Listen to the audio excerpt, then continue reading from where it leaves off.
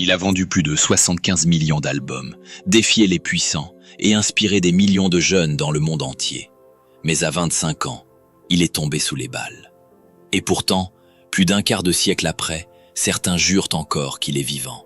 Ceci est l'histoire de Tupac Amaru Shakur, le poète devenu prophète et dont la voix résonne encore aujourd'hui.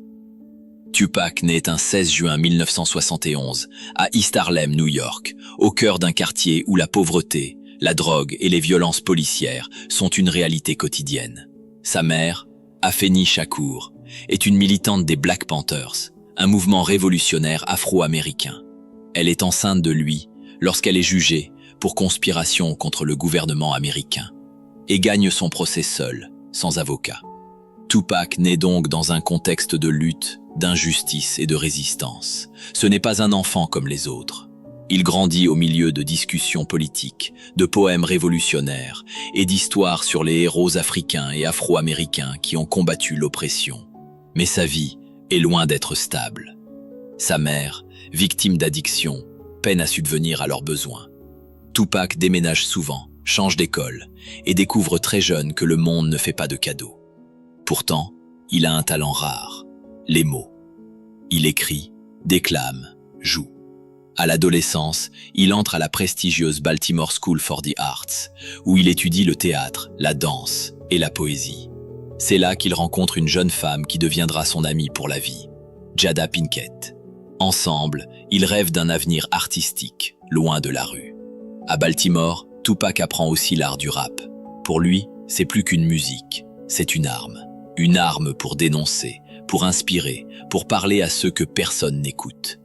En 1988, il déménage en Californie avec sa famille. Là, il rejoint le groupe Digital Underground, d'abord comme danseur, puis comme rappeur. Son talent explose. Très vite, il sort son premier album solo, Tupacalypse Now, en 1991. Les paroles sont dures, politiques, sans concession.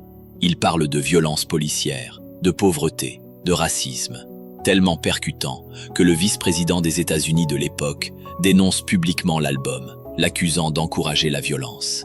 Mais Tupac ne recule pas. Au contraire, cette controverse fait de lui une voix incontournable de l'Amérique des ghettos. Tupac ne se contente pas de rapper.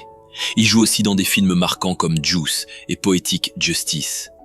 À l'écran, il montre une autre facette, sensible, vulnérable, charismatique. Mais dans la vraie vie, il est pris dans une tempête. Arrestation, procès, bagarre, Tupac devient autant une cible qu'une star.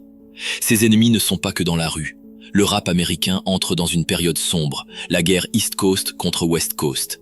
D'un côté, New York et Bad Boy Records avec Notorious B.I.G. De l'autre, Los Angeles et Death Row Records, dirigés par Suge Knight, l'allié de Tupac. Les diss tracks deviennent des déclarations de guerre.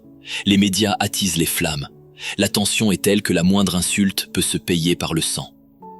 En 1994, Tupac est victime d'une fusillade à New York, recevant 5 balles.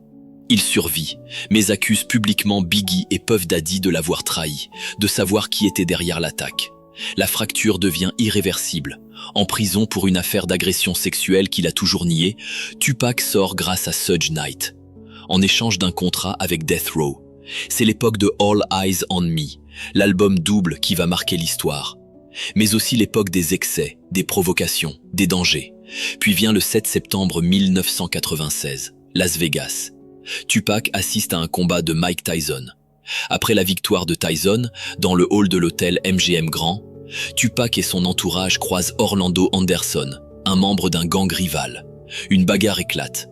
Plus tard, sur le boulevard Flamingo, une Cadillac blanche s'approche de la BMW noire où se trouvent Tupac et Suge Knight. Des coups de feu éclatent. Tupac est touché à plusieurs reprises. Transporté à l'hôpital, il lutte pendant 6 jours, avant de succomber le 13 septembre. Il avait 25 ans. Et pourtant, cette nuit-là n'a pas mis fin à toutes les questions. Beaucoup affirment que Tupac avait prévu sa propre disparition. Dans son dernier album, sous le nom de scène Machiavelli, il fait référence à Niccolò Machiavelli, un penseur italien du XVIe siècle qui prônait l'art de feindre sa mort pour tromper ses ennemis. Certains fans sont convaincus qu'il a fui à Cuba protégé par sa tante Assata Shakur, également recherchée par les autorités américaines. Des photos floues, des témoignages mystérieux, des morceaux posthumes continuent d'alimenter la légende. Mais au-delà des théories, il reste une évidence. Tupac a changé le visage du rap. Il n'était pas qu'un musicien. Il était un poète, un acteur, un militant. Ses paroles dénonçaient la pauvreté, le racisme, la brutalité policière, tout en célébrant l'amour, la famille, l'espoir. Il pouvait écrire Brenda's Got a Baby, une histoire bouleversante sur une adolescente abandonnée, puis enchaîner avec un hymne à la résilience comme Keep Your Head Up. Aujourd'hui, plus de 25 ans après sa mort, ses chansons sont encore écoutées par des millions de personnes à travers le monde.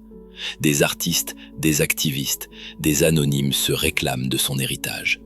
Tupac Shakur est devenu plus qu'un nom. Il est devenu un symbole, celui d'une voix qui refuse de se taire, même face à la mort. Parce qu'un homme peut mourir, mais une légende, elle, ne meurt jamais.